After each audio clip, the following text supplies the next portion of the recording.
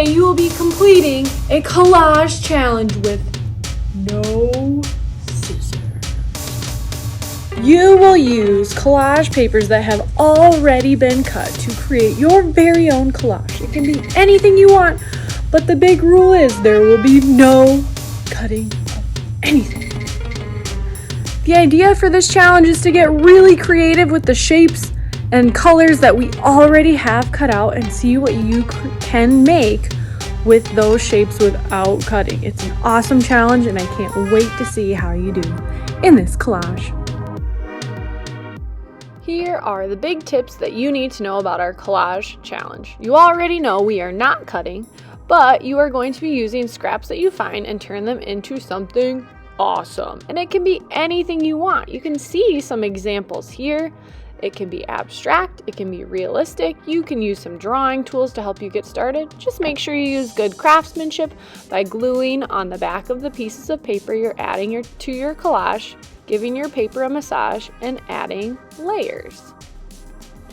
Here are some examples of abstract collages or collages of things that we know. You can draw first and then add paper after. You can layer colors. And you could even draw a background. To get started, you can choose any color background piece of paper, and then you'll head to the Collage Center where you'll find all of the awesome papers. They're sorted by colors, and then the smaller collage cutouts are in these bins that I recommend taking back to your table and looking at. There's even more bins of collage paper that you can use in your challenge. I like to look through the bins that have pieces cut out, especially from our snowflakes, because they have some really cool pieces that might inspire you to create something. I found some pieces that I really like. I don't think I'm going to make something realistic. I just like the shapes and designs of these pieces, so I'm going to start to stack them and glue them together. Once I get a few down, I'm going to make sure to give my paper a massage.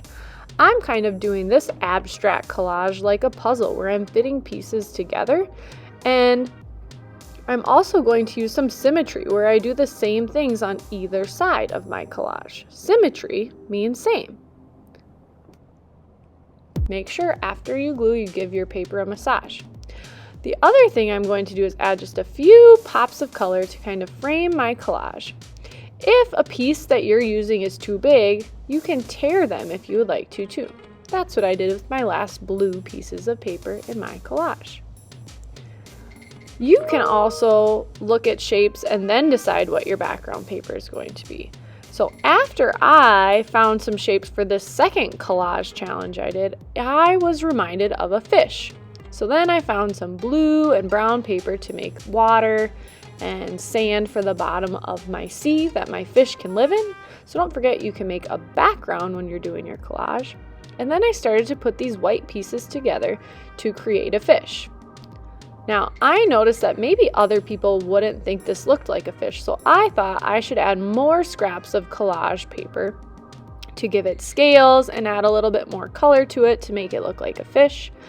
I layered my papers over top to give it that scaly texture and look, and I had so much fun tearing paper to make it the size that I wanted it to be.